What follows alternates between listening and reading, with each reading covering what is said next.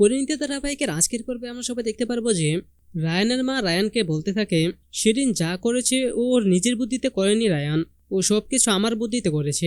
আমি বলেছিলাম ওকে এগুলো করতে। আর তখন পারুল চা নিয়ে চলে আসে আর বলে, কাকিমা আসবো। আর তখন পারুলের কথা রায়ানের মা রেগে গিয়ে বলেছে, তুমি আমাকে ট্রেট করেছিলে না পারুল, এখন দেখো আমি আমার ছেলেকে সমস্ত কিছু বলে দিয়েছি, তুমি এখন কি করবে করো, দেখি তুমি কি করবে। আর তখন পারুল বলে যে, আমি আর বাকি 5টা লোকের মতো আপনাদের মতো লোকের বিরুদ্ধে কনস্পিরেসি করে বেড়াই না কাকিমা। আর তখন রায়ানের মা চিৎকার করে বলেছে, পারুল।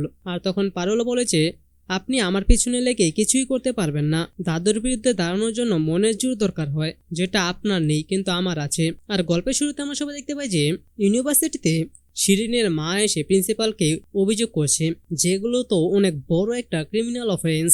আমার মেয়েকে কিডন্যাপ করার চেষ্টা করা হয়েছিল, শুধু কিডন্যাপ না, ওকে বলি দেওয়ার চেষ্টা করা হয়েছে। জাস্ট ইমাজিন আমরা কোন যুগে বাস করছি এখন।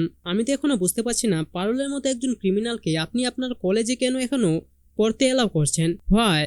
আর তখন শিরিনের বাবা বলে যে, দাঁড়াও আমি বলছি। আর প্রিন্সিপালকে বলতে থাকে, দেখুন যা হয়েছে তা তো ঠিক নয়, তবে আমি চাই না পারুল যেহেতু এই ইউনিভার্সিটিতে পড়ে তাই কোনো পুলিশ বা এরকম কিছু হোক, তাই এটা ইউনিভার্সিটির ব্যাপার, আপনারাই নিজেরাই কিছু একটা ঠিকঠাক করে নিন। আর তখন শিরিনের মা বলে, না কোনো মিটমাট হবে না, পারুলকে পুলিশে দিতে হবে। আর তখন প্রিন্সিপালও মনে মনে ভাবতে থাকে যে, আমি তো কিছুতেই মেলাতে পারছি না, পারুল নেড়া গোয়ালের লোকদেরকে নিয়ে এসব করছে।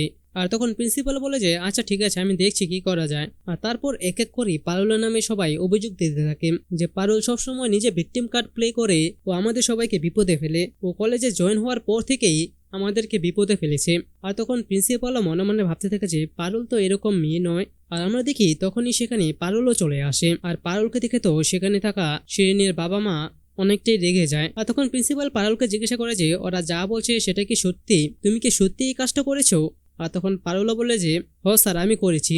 আর তখন পারুল এটাও বলে যে, হ্যাঁ স্যার আমি এটা করেছি, কিন্তু এর পেছনে একটা কারণ আছে। আর তখন শিরিন বলে যে, স্যার আপনি ওর কোনো কথাই শুনবেন না, ও যেই কারণেই থাকুক না কেন ও এরকম একটা মানুষের সঙ্গে করতে পারে না। আর তখন পারুল বলে যে, তুই থাম। আর তারপর পারুল সে যে ভিডিওটা করে নিয়ে এসেছিল সেই ভিডিওটা বড় পর্দায় সবার সামনে চালিয়ে দেয়, যেখানে দেখা যাচ্ছে শিরিন এক এক করে তার সমস্ত অপরাধগুলো স্বীকার করছে।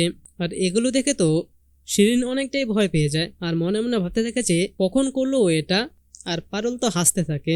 আর ওই ভিডিওতে শিরিন এক এক করে তার সমস্ত কিছু স্বীকার করতে থাকে। আর তখন পারুলও সমস্ত কিছু বলে দেয় যে আসলে শিরিন ওই দিন কিভাবে রায়ানকে জিতিয়েছিল, কিভাবে তার পেনটা বদলে একটু অন্য পেন দিয়ে দিয়েছিল, যেই কারণে পারুলের সে লেখাগুলো ভেনিশ হয়ে গিয়েছিল। আর তখন শিরিনের বাবাও তো অনেক রেগে যায় শিরিনের উপর আর বলে, তুমি আমার মেয়ে হয়ে এরকম একটা কাজ কিভাবে করলে? আর তখন প্রিন্সিপালও বলে যে, এবার বুঝতে পারছেন তো কাকে রাস্টিকেট করা উচিত। আর তখন স্যারও বলে যে, শিরিন তোমাকে বিশ্বাস করে আমি ওইখানে ঢুকতে দিয়েছিলাম, কিন্তু তুমি আমাকে চিট করেছো, তুমি তোমার সেই পাওয়ারের মিস ইউজ করেছো, তুমি তো আমার স্টুডেন্ট হওয়ারও যোগ্য নয়। তারপর সবাই মিলে শিরিনকে অনেক কথা শোনাতে থাকে। আর তখন পারুলও নিজের কানে ধরে বলে যে, আমি আসলে সত্যিটা সামনে আনতে চেয়েছিলাম, আমার কাউকে কোনো আঘাত করার কোনো ইন্টেনশন ছিল না। আর তারপর আমরা দেখি প্রিন্সিপাল ওই দিনে যে নোংরা হয়েছিল সেই ডাস্টবিনটা নিয়ে আসে এবং তারপর সেখান থেকে পারুলের যে কাগজটা লিখেছিল সে কাগজটা বের করে।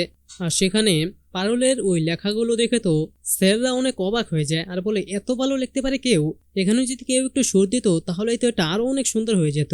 আর তখন স্যাররা সবাই মিলে ঘোষণা করে যে এই ব্রাইট মাইন্ডের চ্যাম্পিয়ন রায়ান নয়, এর চ্যাম্পিয়ন হলো পারুল।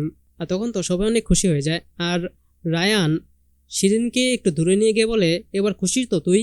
ওই দিন আমাকে চ্যাম্পিয়ন করার জন্য তোর এগুলো করা লাগতো না, আমি নিজে লড়াই করে চ্যাম্পিয়ন হতে পারতাম। তুই জঘন্য কাজটা করার জন্য আমি পারুলকে কত কথা বললাম, জঘন্য জঘন্য, যেগুলো একটু আমার ঠিক হয়নি। আর তারপর রায়ান গিয়ে পারুলের কাছে ক্ষমা চায় আর বলে, কনগ্রাচুলেশনস, তুই এটা যোগ্য ছিলি, তবে এখন আমাদের লড়াই আরো সুন্দর করে শুরু হলো, পরবর্তীতে আমি চ্যাম্পিয়ন হব। তো সুপ্রিয় দর্শক, কেমন লাগলো আপনাদের এই পর্বটি? পরবর্তী পর্বের আপডেট পেতে চাইলে এখনই আমাদের এই চ্যানেলটিকে সাবস্ক্রাইব করে দিন।